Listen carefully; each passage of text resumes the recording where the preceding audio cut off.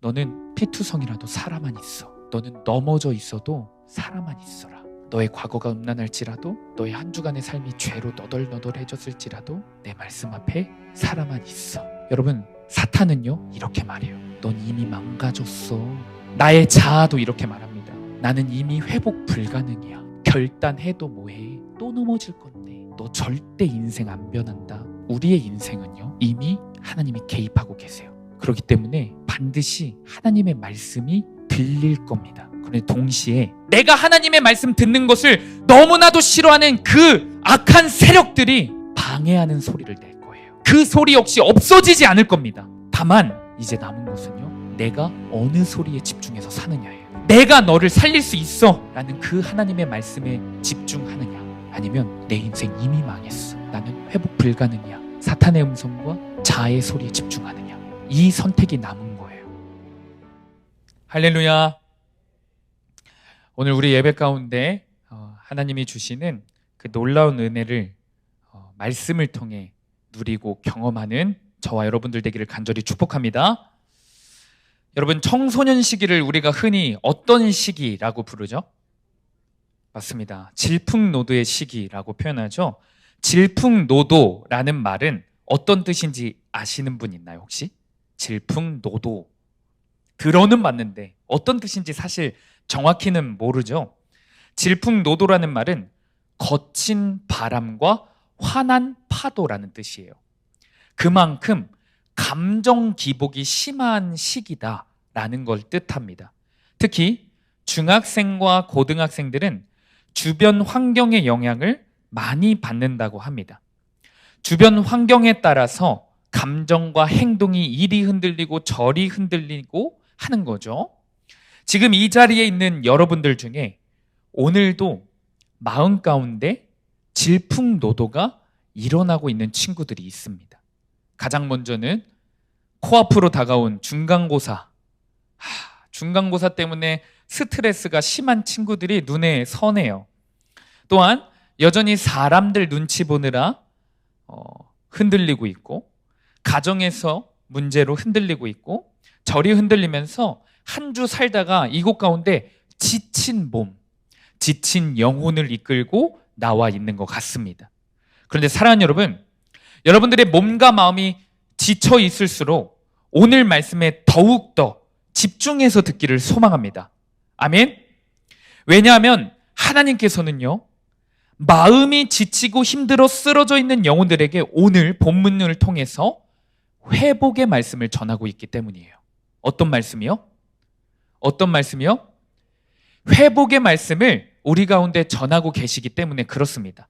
첫 구절부터요, 오늘 우리가 함께 읽은 첫 구절부터 고난 가운데 처해 있는 사람들에게 따뜻한 봄비를 내가 내려주겠다 라고 약속합니다. 뭐를 내려주겠다고요? 따뜻한 봄비를 내려주겠다고 약속하고 계십니다. 따라서 우리는 지금 이 순간부터 내 처지와 상황, 그리고 이리저리 흔들리는 내 불안한 감정에 집중하기보다는 지금 내 귀에 들리는 하나님이 회복을 주시겠다는 그 말씀에 집중하기를 소망합니다. 아멘. 그때에 회복의 말씀이 우리 인생 가운데 실제가 될 줄로 믿습니다. 자, 첫 번째입니다. 폭풍을 피하면 안 됩니다. 폭풍을 통과해야 됩니다. 그런데 하나님이 주시는 회복을 맛보기 위해서요, 우리가 한 가지 지켜야 될 것이 있어요. 그것은 바로 내 삶에 닥친 폭풍. 그 폭풍을 피하면 안 된다는 거예요. 폭풍을요 직면해야 하나님의 회복을 맛볼 수 있는 거예요. 우리 오늘 본문 말씀 1절과 2절 한 목소리로 다시 한번 읽겠습니다. 화면에 있습니다. 한 목소리 읽겠습니다. 시작. 봄비가 올 때에 여호와 곧 구름을 일게 하시는 여호와께 비를 구하라. 무리에게 소낙비를 내려서 밭의 채소를 각 사람에게 주시리라. 드라빔들은 허탄한 것을 말하며 복술자는 진실하지 않은 것을 보고 거짓 꿈을 말한즉 그 위로가 헛됨으로 백성들이 양같이 유리하며 목자가 없으므로 공고를 당하나니. 사실 이스라엘 백성들은요 폭풍을 굉장히 두려워했습니다. 뭐를 두려워했다고 서희야? 폭풍을 두려워했습니다. 특히요, 여러분 사진을 한번 보세요. 3월에서 6월 사이에 이런 무서운 모래폭풍이 불 때 극심한 두려움에 빠졌어요. 사막에 있는 뜨거운 모래를 품고 오는 폭풍이기 때문에 이 폭풍이 불면 기온이요 무려 40도가 넘어간대요. 40도가. 농작물들에게 심한 피해가 가고요, 사람들에게 치명적인 피부병을 유발한다고 해요. 이스라엘 사람들에게 이 폭풍은요, 작은 고난이었을까요? 큰 고난이었을까요? 아주 큰 고난이었습니다. 그런데요, 이들은요, 폭풍이 찾아오면 가장 먼저 의지했던 것이 있어요. 그것은 아이러니하게도 지금까지 나를 지켜주시고 사랑해주신 하나님이 아니라 바로 드라빔과 복술자를 의지했습니다. 뭐를 의지했다고요? 드라빔과 복술자를 의지했습니다. 이스라엘이 의지한 드라빔이 무엇이냐? 우리말 성경으로 보니까 우상이라고 말합니다. 우상. 당시 고대 근동 사람들은 인간의 모습으로 만든 작은 우상을 집에다가 두었다고 해요. 마치 우리 집을 지켜주는 가정 수호신으로 여긴 거예요. 그 작은 돌상을 가지고요. 실제로 폭풍이 올 때마다, 어려움이 생길 때마다, 무슨 고난이 생길 때마다 이 드라빔을 붙잡고 우리 집 괜찮을 거야, 우리 집에는 아무 일이 없을 거야 라고 스스로 최면을 걸은 거예요. 사실 드라빔은요, 여러분, 그냥 돌덩이입니다. 돌덩이. 이 돌덩이는 스스로 움직이지도 못하고 나 대신 고난을 당해주지도 못해요. 내 인생의 폭풍 가운데 실제로 아주 작은 것 하나 해결해 줄 수 없는 그저 돌덩이일 뿐입니다. 그럼에도 이스라엘 사람들은 고난이 싫고 두려우니까 그 두려움을 잠재우고자 이 돌덩이 갖고 자기 최면을 거는 거예요. 아무 일이 없을 거야, 괜찮을 거야 라고 시작하는 겁니다. 드라빔 다음으로 의지했던 게 복술자였어요. 복술자는요, 쉽게 생각하면 저 앞에, 우리 바로 앞에 뭐가 있죠? 천지신궁이 있죠. 점쟁이 무당 같은 거예요.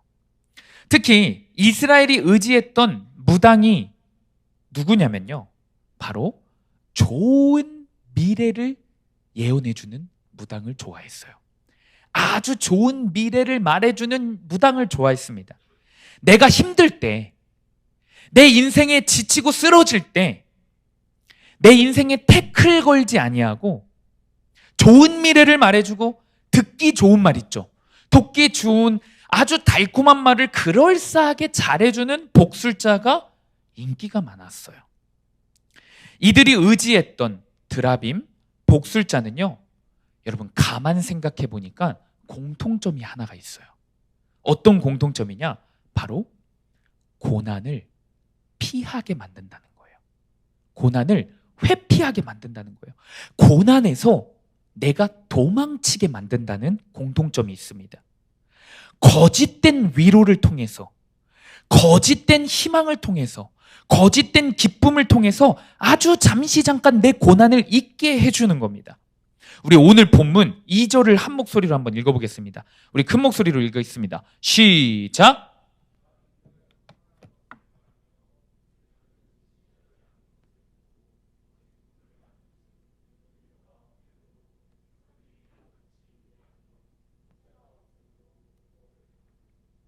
제가 신학대학원 때 졸업 논문을 썼습니다. 졸업 논문.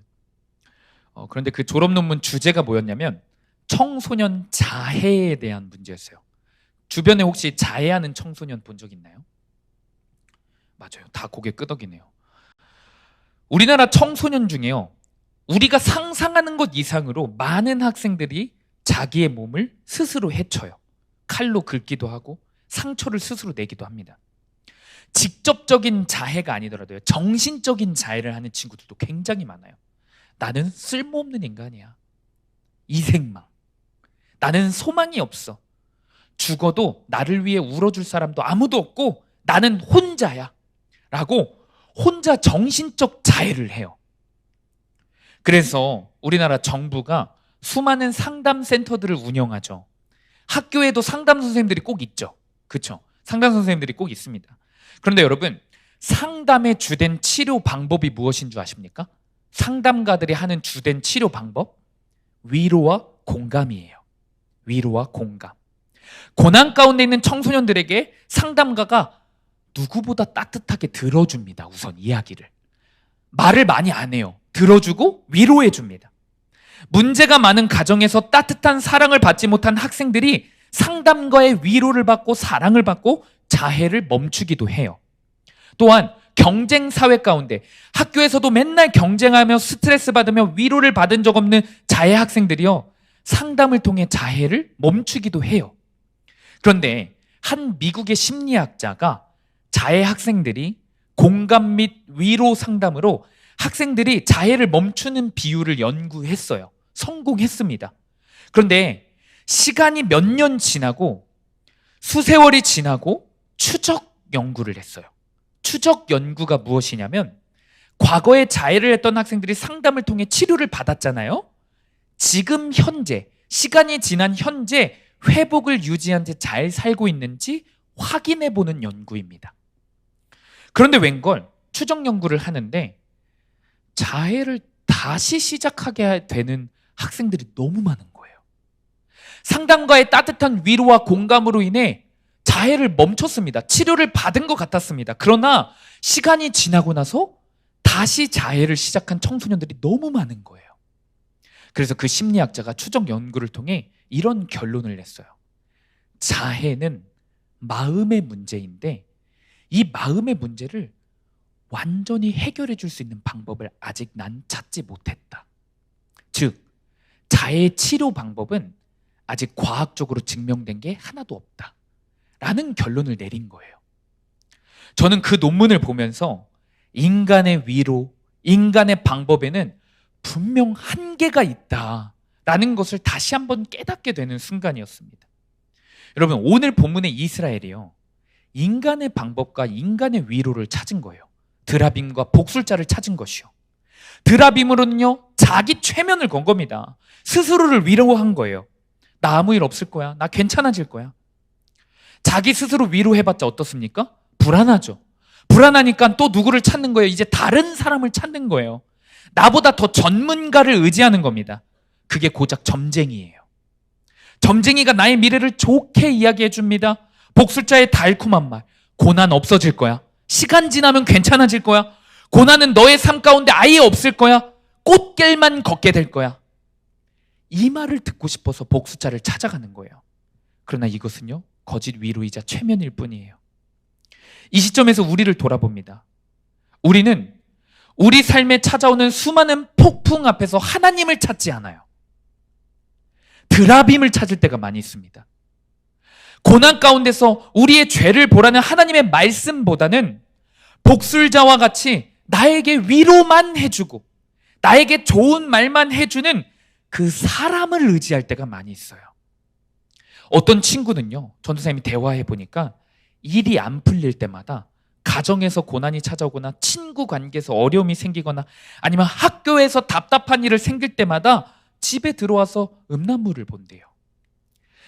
잠깐 음란물을 보는 그 순간에 내가 받는 스트레스, 내가 받는 외로움, 내가 받는 슬픔들이, 내게 오는 그 폭풍과 같은 고난들이 잠깐 잊혀지는 거예요. 누군가는 음란뿐만이 아니었어요. 게임, 정말 더 심한 친구들은 마약, 그리고 불법 토토, 아주 쾌락적인 드라빔으로 내 고난을 잠깐 잊는 학생들이 많이 있대요. 또 어떤 친구는요, 나에게 달콤한 말을 해주는 친구만 의지합니다. 하나님을 찾지 않아요.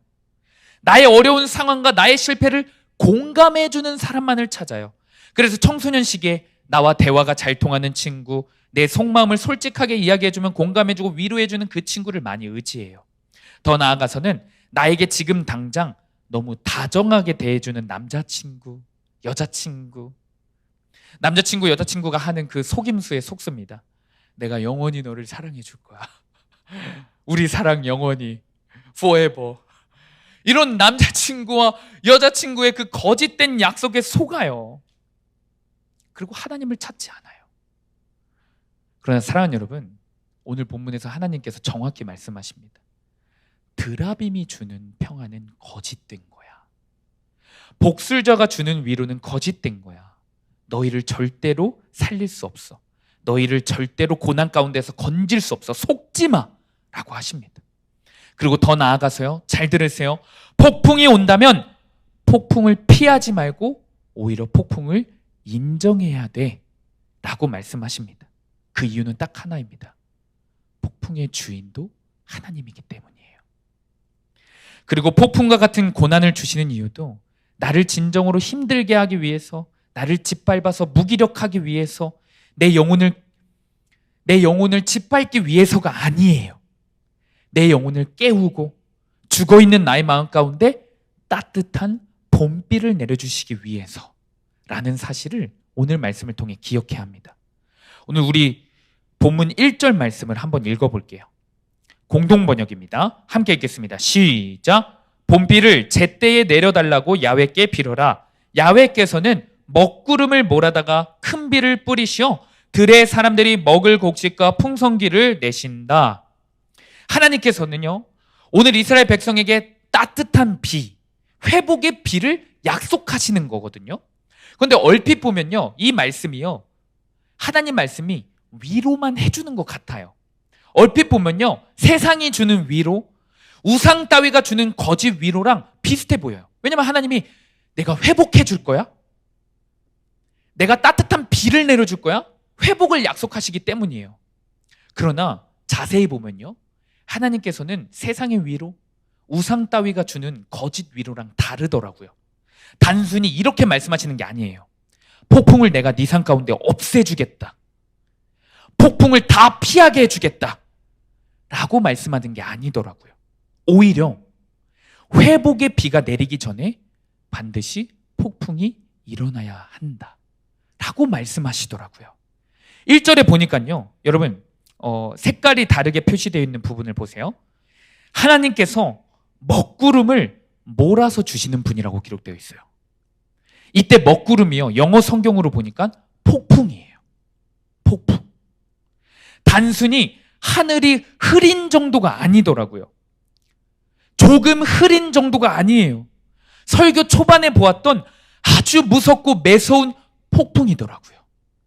다시 말해, 이 말씀은요, 하나님께서는 지금 너가 폭풍을 피하지 않고 직면해야만 따뜻한 봄비를 마주할 수 있을 거야 라고 말씀하시는 거예요. 실제로 이스라엘 가운데는요, 따뜻한 봄비는 그냥 내려지는 게 아니더라고요. 피한다고 되는 게 아니더라고요. 그 전에 수많은 폭풍들이 지나가야만 하더라고요. 먹구름들이 이스라엘을 한가운데로 뚫고 지나가야만 그제서야 따뜻한 봄비가 내리더라고요. 여러분, 전사의 한 주간 이 말씀을 묵상하는데 이 말씀이 저와 여러분들 가운데 얼마나 놀라운 말씀인지 깨닫게 되었어요. 우리의 인생에 정말 폭풍과 같은 고난이 너무나도 많이 찾아와요. 관계의 고난, 가정의 고난, 지지리도 가난한 경제의 고난, 스트레스 받고 우울한 사건들이 너무나도 많이 찾아와요. 우리 삶 가운데. 많은 사람들이요, 이런 고난이 찾아오면 하나님께 원망만 합니다. 하나님이 나를 떠났다. 하나님이 나를 버렸다. 라고 생각합니다. 또 어떤 이들은요, 믿음이 좀 있어서 단순히 하나님 원망만 하진 않더라고요. 내 죄가 너무나도 커서 이런 심판이 임했다 라고 생각하며 과도한 죄책감에 사로잡히면서 하나님이 이제는 나를 용서해 주지 않겠지? 나를 버리겠지? 라고 생각해요.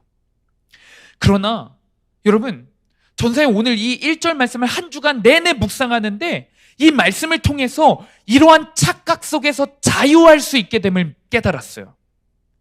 고난의 사건이 찾아온다는 것은요, 하나님이 나를 떠났고 버렸다는 증거가 아니더라고요.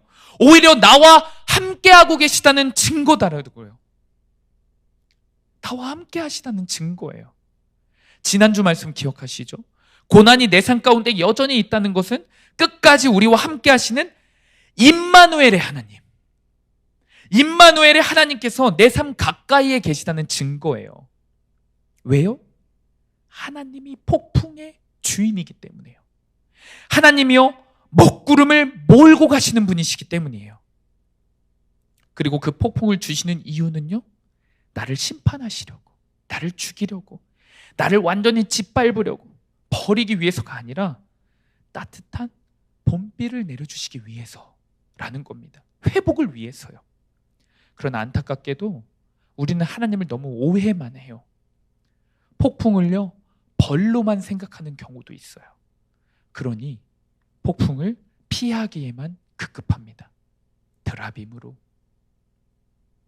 복술자로 피하기만 급급합니다.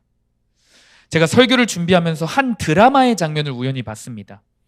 김혜수가 주연으로 나왔던 슈룹이라는 드라마. 혹시 나는 봤다. 슈룹이라는 드라마. 한번 손 들어주세요. 나는 봤다. 생각보다 많이 안 봤네요. 퓨전 사극이거든요, 거의. 슈룹이라는 드라마를 우연히 보게 되었어요. 중전 마마로 나오거든요, 김혜수가. 그 김혜수가 저작거리에 나가서 일을 봅니다. 그런데 우연히 고난에 처한 한 여인을 보게 돼요. 이 여인은 몸종입니다. 그런데 몸종인데 자기 집주인에게 겁탈을 당하여 임신을 했어요. 임신을 했다고 집주인에게 찾아갔습니다.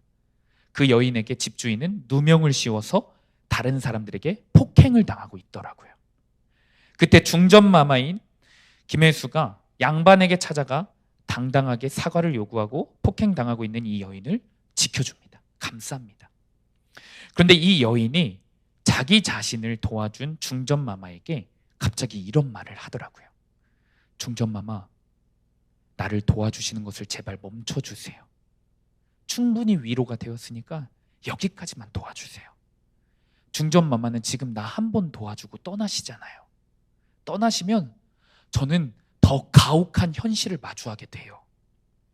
더 심한 고난이 찾아와요.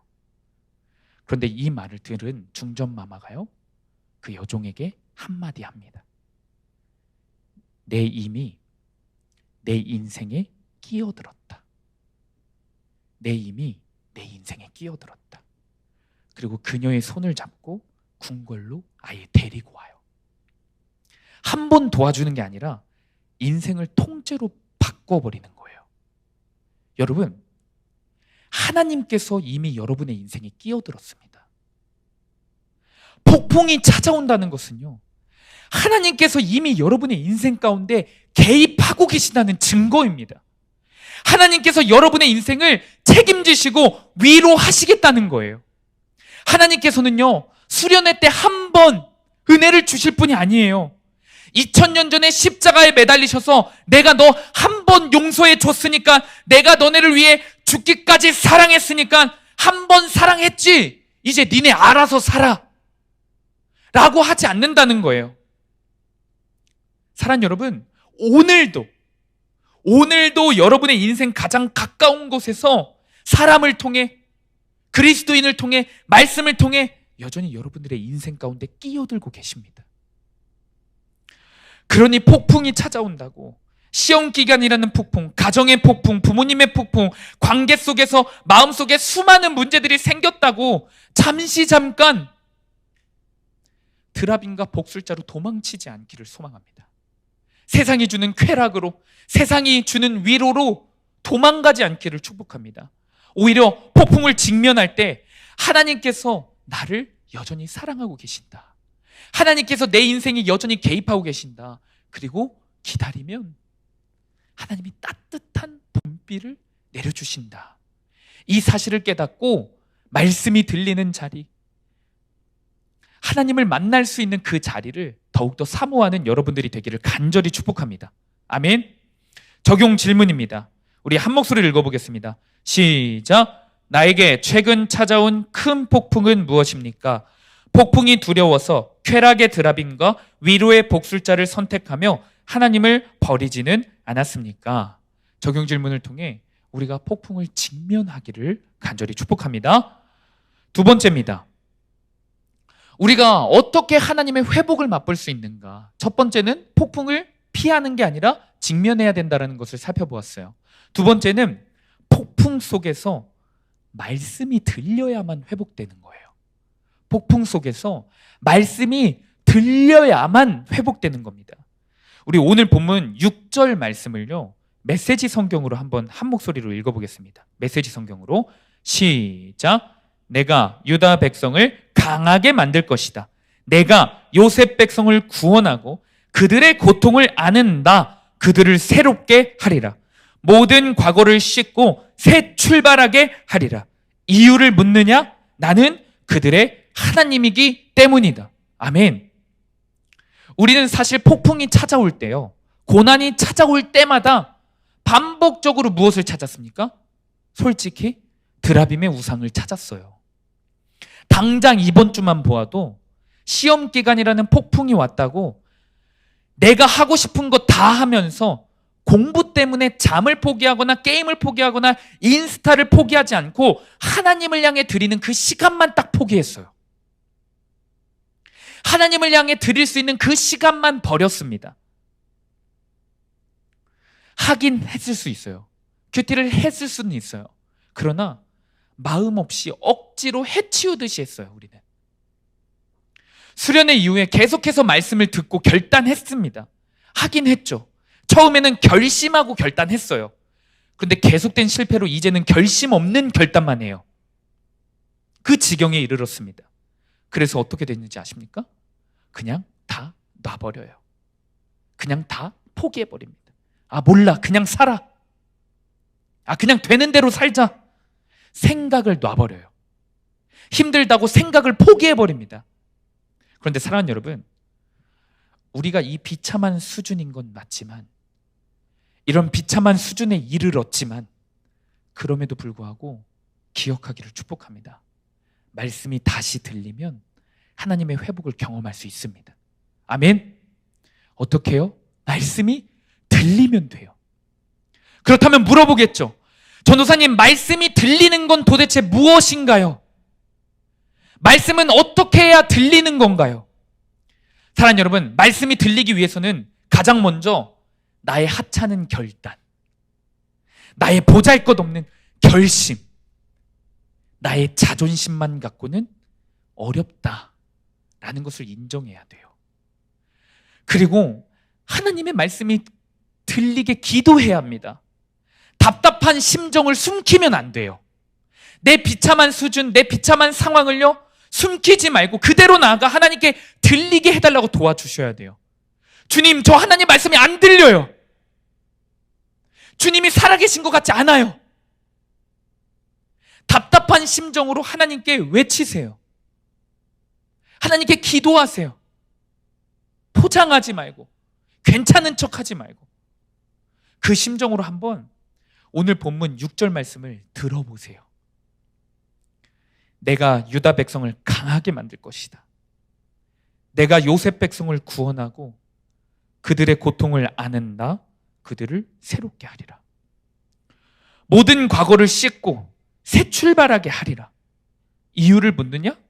나는 그들의 하나님이기 때문이다. 여러분, 비참한 수준에 이르른 우리에게 하나님의 말씀은 어떻습니까? 야, 나 할 만큼 했어.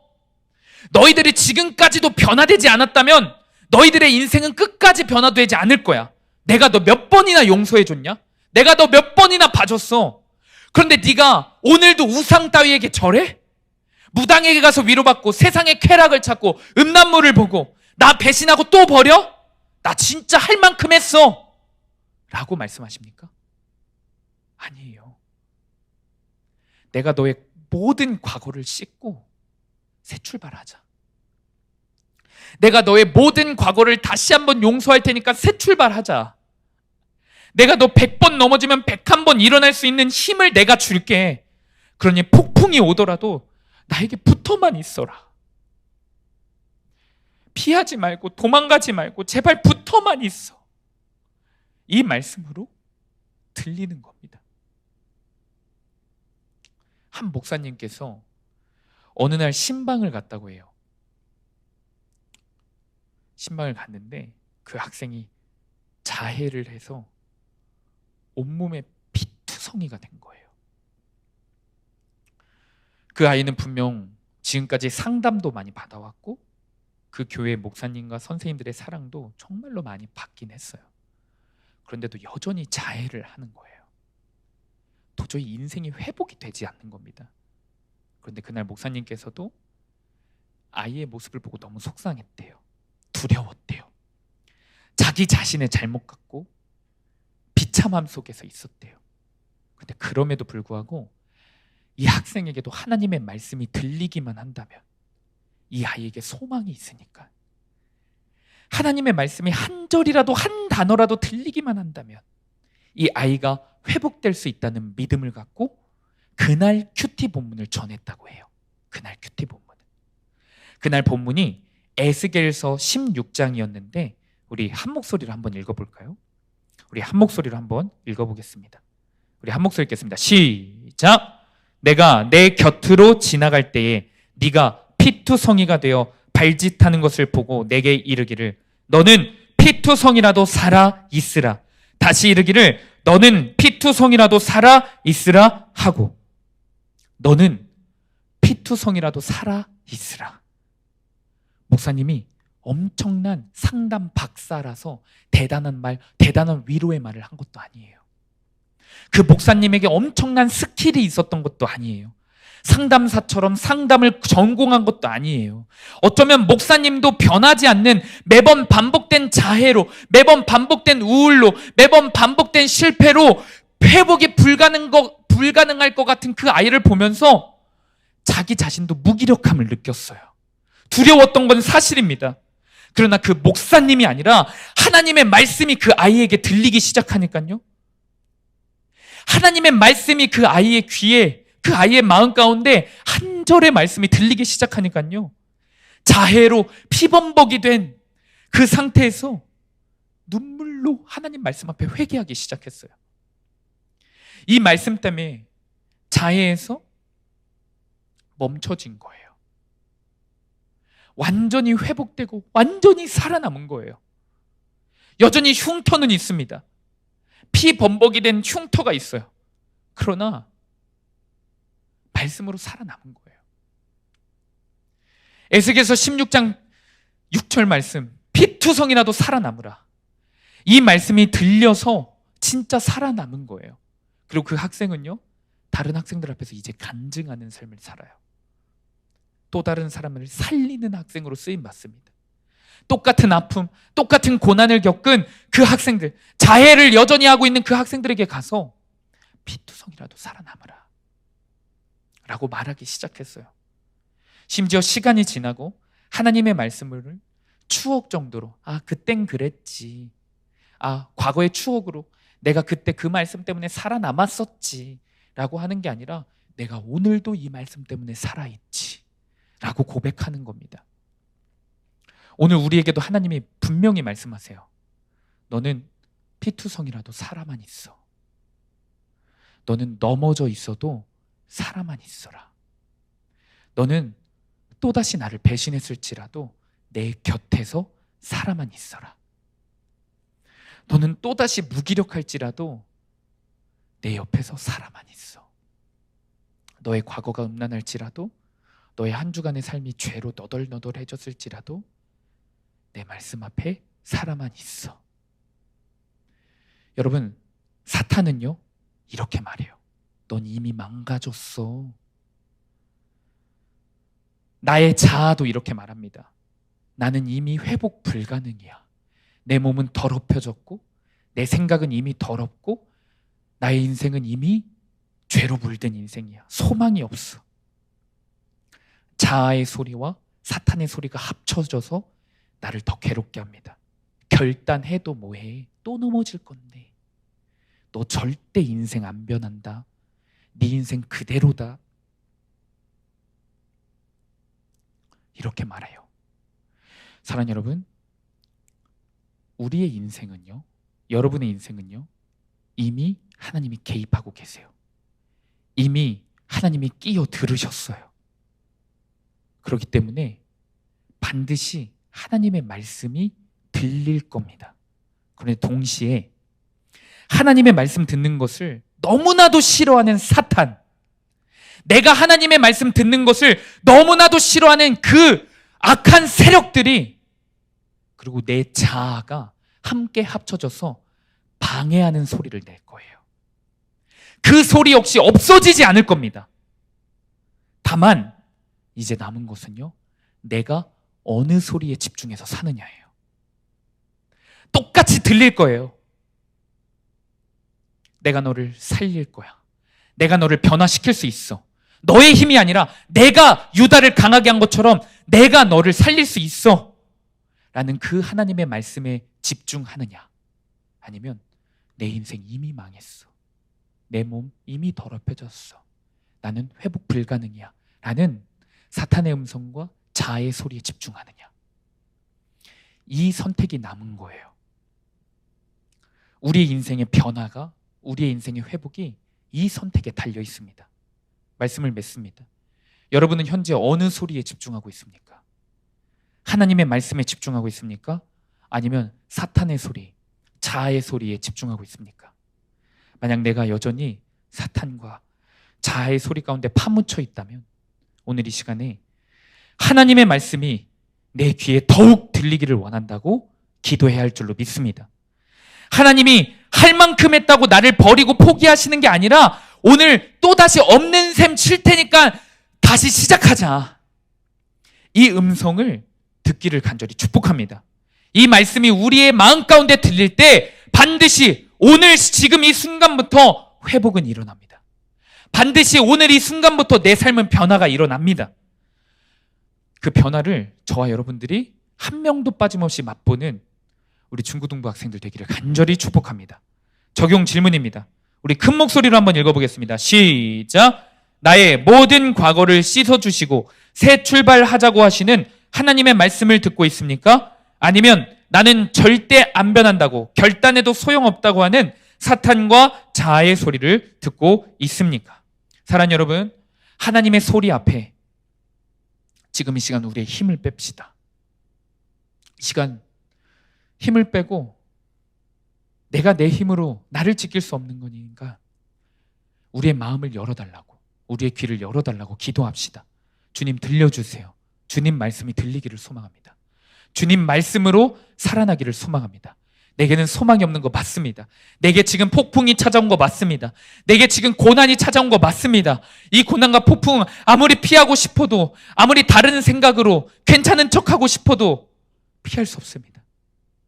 그러나 내가 이 말씀이 들리면 나는 살아날 수 있음을 믿습니다. 그러니 제게 하나님의 말씀이 들리게 하여 주시옵소서. 이렇게 기도하는 저와 여러분들이 되기를 간절히 축복합니다.